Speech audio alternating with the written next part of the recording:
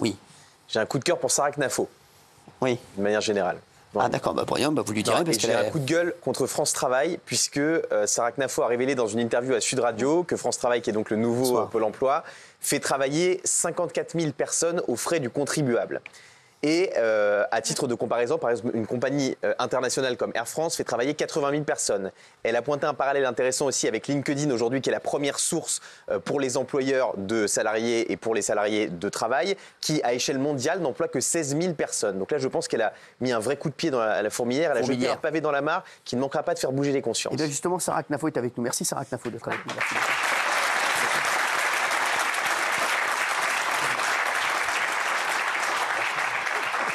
J'ai entendu coup de cœur.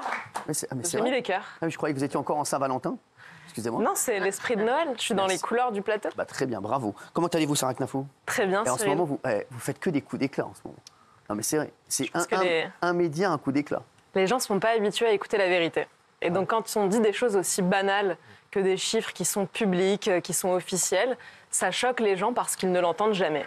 Alors, Gilles Verdez a été choqué, je crois, pour ce que... Bien sûr, il faudrait le double de gens à France Travail. C'est plutôt une bonne nouvelle, hein, si Gilles Verdez est choqué, sachez-le. Non, mais ces gens sont admirables. Quand on va à France Travail, vous expliquez qu'ils ne permettent pas... Vous êtes déjà allé à France Travail? De retrouver... Bien sûr, déjà de retrouver il va retourner très vite. Quelle année vous étiez au chômage? Bien sûr, bien sûr. En quelle année vous étiez au chômage? Pardon? En quelle année vous étiez au chômage? J'ai été, quand France Soir a été... En quelle année? J'ai plus les années, 92, etc. Et j'y vais... Ça a changé. Mais j'y vais de temps en temps à France Travail. Prendre un café par plaisir. J'y vais. Ouais, excusez-moi, mais je suis en accusation alors que je loue leur travail admirable. J'ai assisté à des scènes à France Travail où le personnel est insulté par des gens qui comprennent rien à leur dossier. Jamais vu un membre du personnel péter les plombs. J'ai vu des gens qui sont indemnisés grâce à France Travail. Pour moi, c'est une institution qui fait la fierté de la France. Et la manière dont vous la remettez en question, ça m'a choqué. Mais vous pouvez rire, mais moi j'ai été choqué parce que ces 54 000 personnes sont admirables. Alors moi, ce qui me fait pas rire, c'est que ces gens de France Travail ne sont pas payés par vous, Gilles Verdez, mais par tous les Français. Sur tous nos salaires, c'est 4% de nos salaires qui partent à France Travail. C'est-à-dire qu'une personne au SMIC, c'est 2 restaurants qu'elle ne fera pas avec son mari ou avec sa femme pour financer France Travail. Et quel est le problème aujourd'hui ? Le problème, c'est pas du tout que chez France Travail, les gens ne sont pas admirables. J'en connais beaucoup, moi, figurez-vous, des conseillers chez France Travail. D'ailleurs, beaucoup sont venus me parler après ce que j'ai dit dans cette émission. Et même eux remettent en cause ce système. Ils se disent, sincèrement, qu'ils sont déboussolés parce qu'ils voient tous les jours. Ils sont déboussolés par la lourdeur des règles qu'ils doivent appliquer. Ils sont même déboussolés de se dire on n'arrive pas à rendre le service qu'on voudrait rendre. Moi, qu'est-ce que j'ai dit chez Jean-Jacques Bourdin? J'ai dit qui a déjà trouvé un travail grâce à France Travail? Voilà la question que j'ai posée. Je n'ai pas dit qu'il n'y en avait aucun. Et puis d'ailleurs, je suis allée regarder les chiffres et maintenant j'ai la réponse. L'INSEE nous apprend qu'en 2017, grâce à France Travail, seuls 12% des chômeurs ont trouvé un emploi. 12%. C'est-à-dire que 88% n'ont pas trouvé d'emploi grâce à France Travail. Moi, ce que je dis, c'est qu'à l'heure où on a des plateformes numériques qui font, pour le coup, ce travail, il y a Le Bon Coin, il y a LinkedIn. Sur LinkedIn, vous avez 900 millions d'utilisateurs et ils n'ont que 16 000 salariés dans le monde entier, quand on en a 54 000 juste en France pour France Travail. Chaque minute, il y a des centaines de gens qui trouvent un emploi sur LinkedIn. Ce pas des bourgeois, c'est des gens du quotidien qui trouvent un emploi sur Le Bon Coin, dans le bâtiment, dans n'importe quel secteur. La question que je pose, c'est est-ce que c'est normal que ce soit encore un service public aujourd'hui ? Parce que c'est notre argent. C'est logique de vouloir questionner cette efficacité. Je vais vous dire, c'est pas du tout ni démagogique, ni populiste, ni rien du tout, c'est dans la Déclaration des droits de l'homme. L'article 14 de la Déclaration des droits de l'homme, c'est que tous les citoyens ont le droit de demander compte à l'administration pour leur argent, pour leurs impôts. Donc moi, la question que je pose, c'est est-ce que c'est normal qu'on dépense 4 milliards d'euros dans les frais de fonctionnement de France Travail ? Je pense qu'on a la réponse dans la question en réalité et que beaucoup de gens seront d'accord. Il y a de très mauvaises expériences, c'est ça. Il y a de très mauvaises expériences là-bas et pas seulement du côté des usagers. Vous avez pointé quelque chose de très intéressant. Vous avez dit, j'ai vu des scènes où il y avait beaucoup de violence. C'est ce système qui crée la violence. Quand on y va, on est tendu. Pourquoi ? Vous arrivez, vous présentez un dossier. Quand vous êtes au chômage, c'est pas une période de la vie qui est marrante. C'est pas une période sympa. J'ai un ami d'enfance qui est très brillant, mais son entreprise a subi une restructuration. Il a dû aller chez France Travail. Il m'explique qu'il a mis des mois avant d'être juste comptabilisé dans le système. Pourquoi ? Lourdeur administrative folle. Vous avez 7000 personnes juste pour distribuer les indemnités. Vous voyez bien qu'il y a un problème. Il n'y a pas une personne chez France Travail qui me contredira sur ce que je viens de vous dire ce soir. Mais l'essentiel de France Travail... Pardon ? Non, allez-y, merci. L'essentiel de France Travail, pour moi, c'est d'assurer la survie sociale de tas de gens au chômage. C'est pas de retrouver un travail. C'est les indemnisations, c'est la partie indemnisation qui est vitale. Merci. Alors là, Gilles Verdez, vous venez de mettre les deux pieds dedans. Alors là, franchement, Gilles Verdez, merci. J'en suis fier. Merci d'avoir dit ça. Une fois de plus, les bêtises de Gilles Verdez nous font bien avancer. Mais si, Gilles Verdez... C'est de l'assistanat. C'est exactement ce qui pose problème. Sarah Knafo, s'il vous plaît. Bon, déjà, merci, Monsieur Verdez, de me donner raison sur la partie recherche d'emploi. C'était le premier sujet, c'est celui que je pointais en comparant à LinkedIn. Le deuxième sujet, c'est l'indemnisation. Là, je vous dis, c'est 7000 personnes chez France Travail qui sont chargées de distribuer les indemnisations. Ça, c'est chaque personne qui cotise. C'est pas de l'argent gaspillé, c'est pas une gabegie de l'État. Tous les mois, vous payez des cotisations pour le moment où vous allez être au chômage. Ça n'est que justice de vous le rendre au moment où vous êtes au chômage. La question, c'est la lourdeur de la structure. Le budget de France Travail, c'est 43 milliards d'euros. Pourquoi ? Parce que c'est nos cotisations qui vont dedans. À l'intérieur, de quoi je vous parle ? Je vous parle de ces 4 milliards de fonctionnement. C'est pas normal que l'administration se donne du travail à elle-même. C'est l'administration qui fixe des règles d'éligibilité hyper complexes. Vous devez cocher des milliers de cases avant de recevoir cet argent.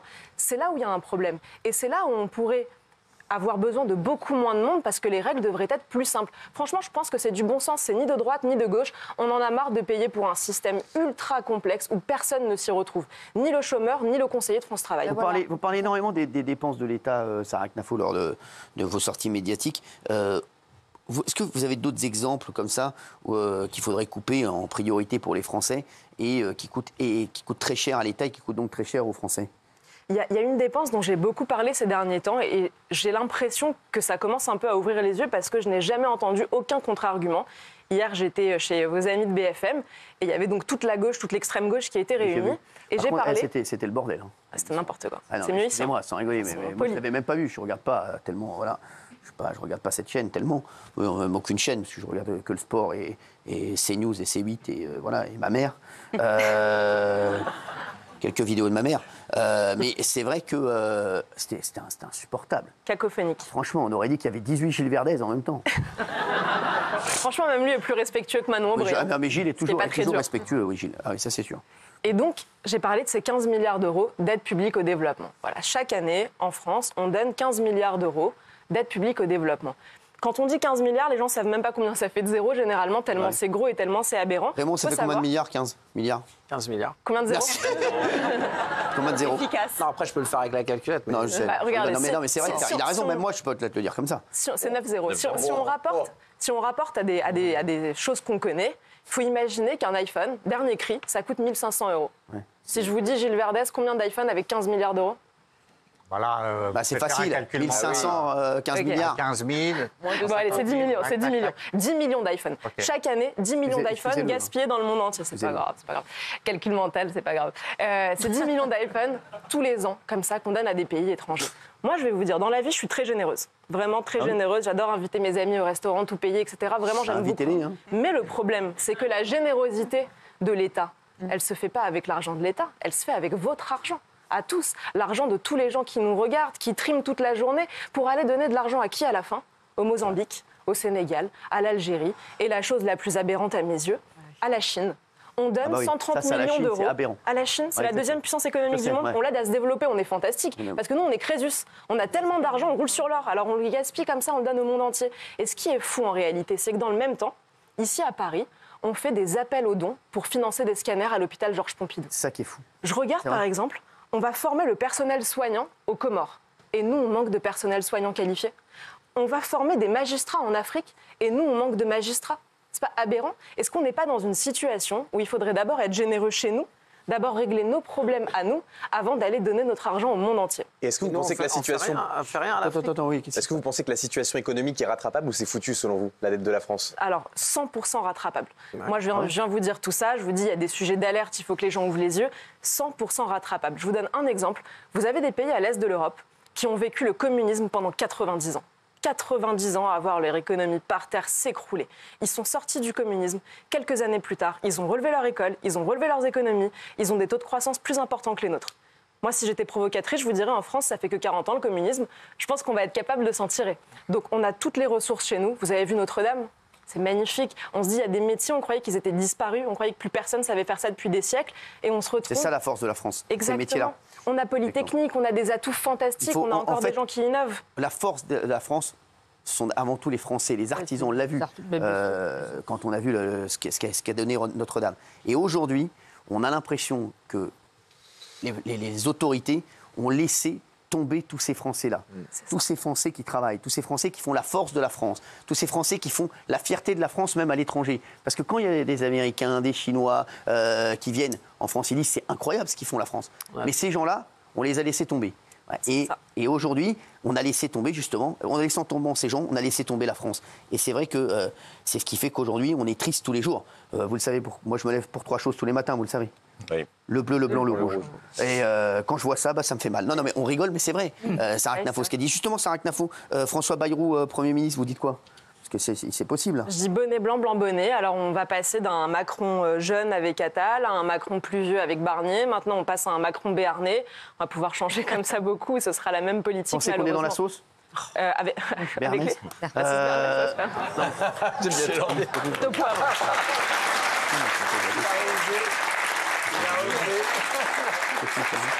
Si je reviens sur ce que vous disiez tout à l'heure, c'est vrai qu'en France, pour moi, on a des héros qui continuent, qui innovent dans l'intelligence artificielle, des ingénieurs. On a des héros et on leur fait nager le 100 mètres avec 10 boulets aux pieds. C'est comme si vous mettiez à Léon Marchand, vous lui attachiez des trucs et vous dites maintenant nage. Il gagnerait quand même lui. Donc imaginez si on enlève ces boulets. On a de tels talents, on a de telles compétences, on a un tel savoir-faire hérité de notre histoire, hérité de bonnes décisions qui ont été faites à l'époque. Quand on crée Polytechnique, voilà une très bonne décision qui nous amène aujourd'hui à avoir des leaders dans le domaine de l'innovation, des technologies. Donc on a encore les moyens de tout faire. Et moi, ce qui me fait de la peine, c'est quand je vois que de l'autre côté de l'Atlantique, on a des gens qui sont en train de créer des fusées.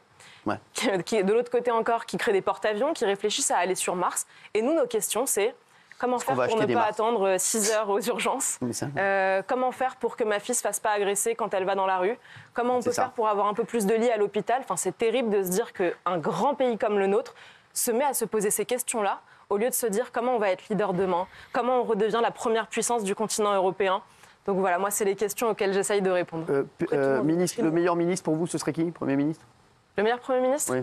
Dans la situation actuelle, si on est lucide, je ne vois pas mieux qu'un Premier ministre de centre droit, quelqu'un qui pourrait essayer de satisfaire toute cette partie de l'Assemblée. Le cornu. Donc, ça sera blanc, bonnet, bonnet blanc, encore une fois, mais je préfère ça que Lucie Castet, Huguette Bello, je ne sais pas qui, enfin, toute l'extrême gauche, je préfère ça, ouais. Lucie Castet, elle est plus du tout dans les... J'espère plus du tout. Plus du tout. Je crois qu'elle est retournée. Elle répétera ça jusqu'en 2027. Je crois qu'elle est en train d'aller repartir faire un stage de boomerang là sur Calais. Là. Oui, dernière question. Vous aviez été député à l'Assemblée nationale et pas députée européenne. Est-ce que vous auriez voté la motion de censure comme le RN aujourd'hui pour Michel Barnier ou vous l'auriez préservée ? Moi, je pense que j'aurais tout fait différemment. C'est-à-dire que j'aurais tout fait pour qu'on n'en arrive pas à ce budget qui méritait la censure. Je pense que Michel Barnier, c'était un homme qui était... pliable, ce serait un peu familier de dire ça, mais on pouvait le faire plier, ce monsieur. Ça se voyait qu'il était un peu accommodant. Au début, Marine Le Pen l'avait choisi. Vous vous rappelez, quand on disait Marine Le Pen, c'est la DRH de la République, elle l'avait choisi parce qu'elle se disait, lui, il sera conciliant. Et à ce moment-là, quand on demandait à Marine Le Pen, et quelles sont vos lignes rouges, qu'est-ce que vous lui demandez ? Au départ, c'était pas clair. Elle disait, je demande du respect. Je pense qu'à ce moment-là, il aurait fallu dire à Michel Barnier, on te laisse 6 mois. Si en septembre prochain, on n'a pas remis des classes de niveau à l'école, on censure. Si on n'a pas rétabli des frontières, on censure. Si on n'a pas, sur le budget, baissé les impôts sur les entreprises, par exemple, on censure. Donner 4 ou 5 mesures assez claires. J'aurais tout fait pour qu'on n'ait pas besoin de censurer. Parce que, encore une fois, dans la situation actuelle, on n'a pas grand-chose à espérer que des petits pas. Et là, ça fait 6 mois qu'il y a eu une dissolution. Les Français n'ont rien obtenu. Pour moi, l'essentiel, c'est d'être un peu pragmatique dans ce genre de situation et se dire comment on fait pour se battre au quotidien pour les Français, pour permettre d'obtenir des gains. Je pense que quand les Français regardent aujourd'hui la situation, ce que j'ai compris hier d'ailleurs sur BFM, eux, ils ne se disent pas pour ou contre la censure. Ils se disent, mais quand est-ce que ces politiciens vont être capables de s'entendre pour que le pays avance même un tout petit peu ? C'est ça leur question, et je les comprends. Donc vous estimez que Marine Le Pen a commis une erreur ? Excusez-moi, vous êtes qui Qui vous a donné la parole ? Moi-même. D'accord. Vous savez qu'on n'est pas dans Vidéogag ici, c'est pas... Ah, j'avais cru pourtant au début de l'émission. Je vous aime beaucoup.